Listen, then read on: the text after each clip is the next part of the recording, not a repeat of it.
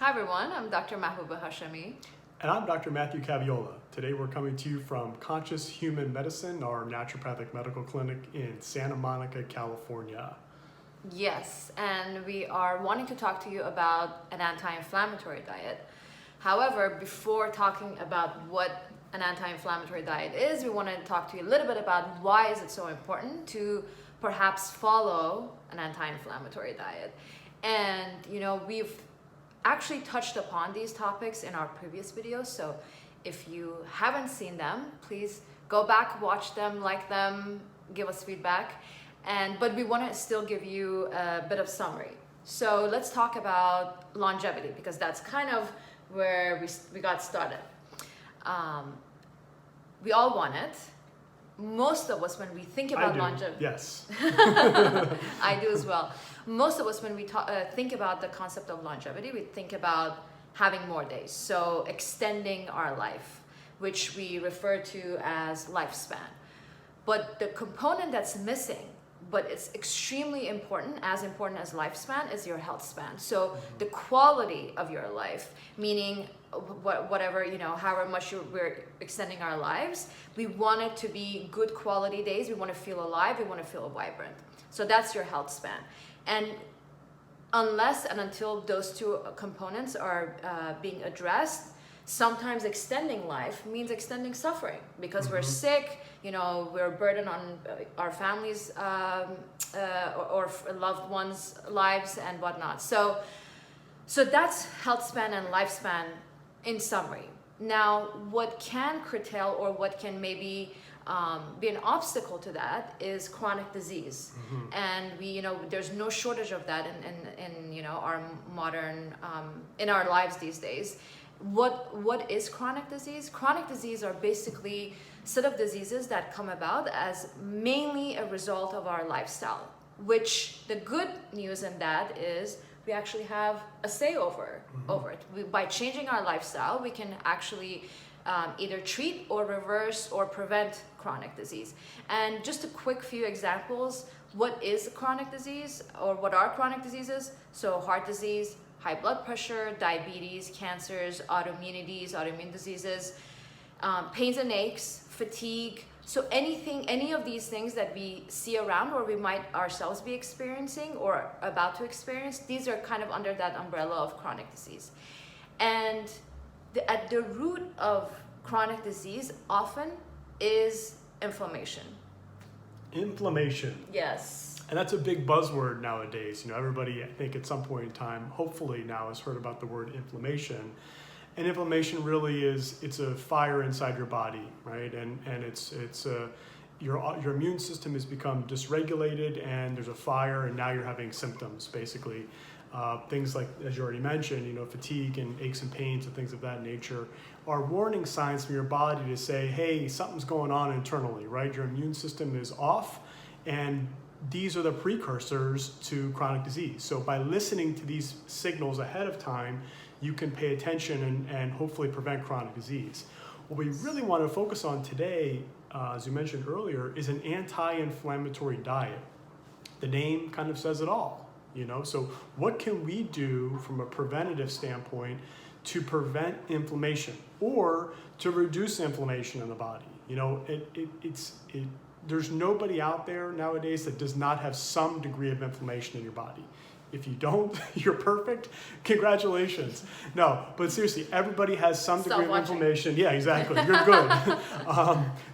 But what we want to do is, what we do as naturopathic doctors is to work with people and get people usually on an anti-inflammatory diet. This is a starting point for the majority of people who come and see us at our clinic. And really what we do is to focus on what we call the 5 big guns. So number 1, sugar. Sugar is one of the worst things for you from an inflammatory standpoint. Not only does it depress your immune system, but it also can lead to chronic disease down the line. Number 2. Can I just add one quick thing? And excess of it depletes your nutrients. Absolutely, yeah. And not only that, but of course, sugar is now being tied to all kinds of things, including metabolic problems like insulin resistance and diabetes. and that is also the precursor to cardiovascular diseases. So and neurodegenerative disease like Alzheimer's and whatnot. Right, So. right. So we're probably going to be focusing on that at some point in the near future. So stay tuned on that. Number 2 is gluten. Gluten. So everybody here has heard of gluten at some point in time. Where is gluten found? Primarily found in pretty much everything that tastes good. So anything that rises, so anything made out of wheat or has barley or rye, those are going to be the biggest culprits for people who have gluten problems. Now, for you as an individual, even if you don't have celiac disease, which is the disease caused by gluten intolerance, severe gluten intolerance, you can make big strides in your life and reduce inflammation by eliminating gluten in your diet. Number 3, dairy. Everybody out there loves dairy, most people, and of course the dairy industry wants you to drink 3 glasses of milk a day. We will just say that dairy, in a nutshell, can be very inflammatory. Maybe not for everybody, but for the majority of people, you can reduce your inflammation by eliminating dairy and dairy products. The good news is that there's so many non-dairy alternatives out there nowadays that you can switch to still get that same bang for your buck in terms of cheeses and milks and things of that nature, but avoiding dairy.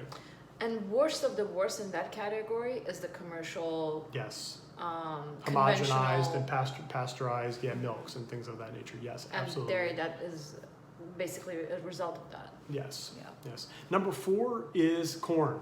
And we would say, hey, corn in generally speaking, is inflammatory. It's very, very high in omega-6 fatty acids. And a lot of the conventionally grown meats and things of that nature are all fed corn. And corn in general helps to fatten those animals up. And corn fattens you up. So there you go. So if you really want to if you want to lose weight, if you want to reduce your inflammatory load, corn is another big one. And then the 5th one that we say is soy. And soy is not the greatest food for you, especially processed soys. Soy protein isolates and things of that nature are just not good for you. So if you can avoid the 5 big guns, sugar, gluten, dairy, corn, and soy, you're well on your way to reducing your inflammation. Be aware of them being kind of sneak their way into the labels, the ingredients of the foods, that you might not be buying cheese, but milk powder or corn or soy products or byproducts might be in the food, whether it's a sauce or dressing or something else. Exactly. That is not that thing, but these things find their way into. Exactly. Unfortunately, because they're mass produced, they have to be used somehow, some way. Exactly. The last thing that we will maybe touch upon is, following an anti-inflammatory diet outside of, maybe eliminating these big guns needs to be done. If you want to do it right, sometimes you might, take some of the main component or big aggravators, like what Dr. Cavula mentioned out, and you might make some strides, but then you plateau. So that personalization aspect, what might be inflammatory to you versus someone else, is something that you can definitely use a doctor to help you with, to individualize that. And I'm sure you wanted to say something on that as well. Yeah, I mean, obviously, working with a doctor who can individualize a program to you, or even doing things like food sensitivity testing. Yes. We just did a 2-part series on food sensitivity testing, so go back and watch those 2 videos as well.